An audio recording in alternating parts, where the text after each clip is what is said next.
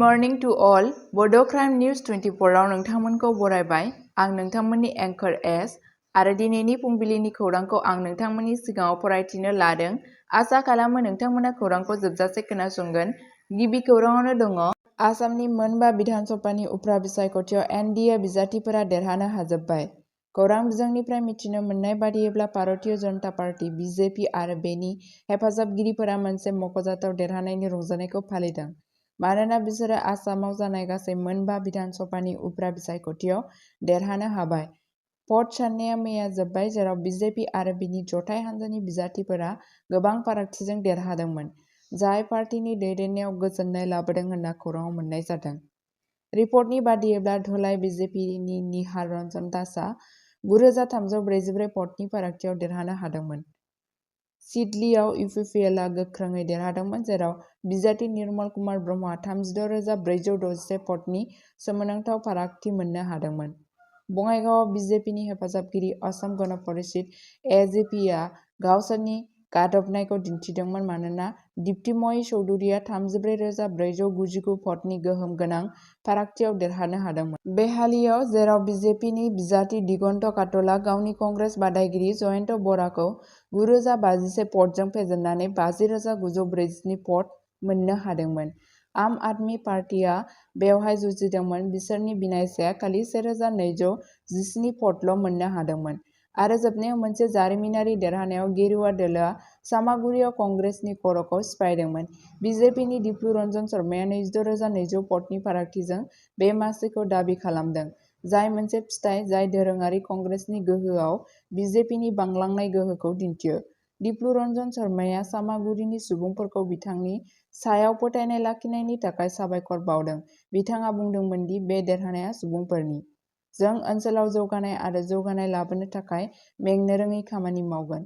आसामनि मोनबा बिधान सभानि उफ्रा बिसायख'थियाव एनडिएनि हेफाजाबगिरिफोरनि गेदेर देरहानायनि सायाव फिन्नाय होनानै बजालि बिजेपिनि आफादगिरि नगेन चौधुरीआ गोजोननाय फोरमायनानै बुंदों दि जोंनि बिजाथिफोरनि थाखाय गोबां मददआ बिजेपि आरो जोंनि हेफाजाबगिरिफोरनि सायाव सुबुंफोरनि फोथायनायखौ दिन्थियो। नैथि खौराङावनो दङ राजमेला नायनो थांनायाव माहारियारि राजालामा 17 आव कारआ थाबाय थानाय ट्राकजों सौग्रावनायाव 3 सुबुंनि जिउ खहा, सासे जोखोम। 23 नबेम्बरनि फुङाव गौरीपुरनिफ्राय सोनाब बंग फारसे थांनाय गंसे कारआ माहारियारि राजालामा 17 आव गंसे थाबाय थानाय ट्राकजों सौग्रावनायाव 3 सुबुंनि जिउ खहा जायो आरो सासे सुबुङा जोखोम जायो। जाब्रबथाया धुबरी जिल्लानि आगोमानि ओनसोलाव गेरेरहाटी खाथियाव माहारियारि राजालामा 17 आव जादोंमोन। भुगिनांनाय सुबुंफोरा राजमेला फोरबोआव बाहागो लानो थाखाय सोनाब बेंगलनि कुचबिहाराव दावबायगासिनो दंमोन, जेब्ला दुखुनांथाव जाथाया जादोंमोन। थैनाय सुबुंफोरखौ धनन्जय रय, बिकास कलिता आरो राम राय होननानै सिनायथि होनाय जादों। फारसेथिं कनिन्द्र रयआ गोब्राब जखम जागासिनो दं। जायगानि थागिरिफोरा थाबैनो खामानि मावदोंमोन आरो खहा जानायफोरखौ धुबरी मेडिकेल कलेजाव लांदोंमोन। बबेखानि थैनाय 3खौ सौफैनाय समाव थैबाय होनना फोरमायनाय जादोंमोन। कनिन्द्र रयआ आथिखालाव गोब्राब जोखोम जानायनि थाखाय फाहामथाय लागासिनो दं। बिबानगिरिफोरा सौग्रावनायनि जाहोनखौ नायबिजिरनाय जागायदों। गिबि रिपर्टफोरा सुबुरुन होयो दि गाज्रि नुथाय आरो गोख्रैथिया जाब्रबथायाव बिहोमा होदों जानो हागौ। थामथि खौराङावनो दङ दिल्लीआव दुखुनांथाव जाथाय। इनस्टाग्राम मोजां मोनग्राखौ जुलि लानो बिमाया 5 बोसोर बैसोनि फिसाजोखौ बुथारदोंमोन। सा-सोनाब दिल्लीआव मोनसे सोमोनांथाव जाथाय सोराङाव फैदों, जेराव सासे आइजोआ गावनि 5 बोसोर बैसोनि फिसाजोखौ गोदोना सेथेना बुथारदोंमोन। पुलिसनि सोंनाय फिननायाव बिमानि थांखिया सासे सुबुंखौ हाबा खालामनायमोन, जायखौ बियो इनस्टाग्रामाव लोगो मोनदोंमोन। पुलिसनि बादिब्ला आइजोनि गिबि फिसायआ बिखौ नागारलांदोंमोन, जायनि जाहोनाव बियो इनस्टाग्रामाव राहुल मुंनि सासे सुबुंजों सोमोन्दो लाखिदोंमोन। बिथांजोआ बिथांजों जुलि जानायनि थांखिजों दिल्लीआव थांदोंमोन, नाथाय राहुल आरो बिथांनि नखरा बिथांजोनि गथ'खौ नाजावनो राजि जायाखैमोन, जायनि जाहोनाव बिमाया गोसो बायनानै बे मुगैथाव दायखौ मावनो गोनां जादोंमोन।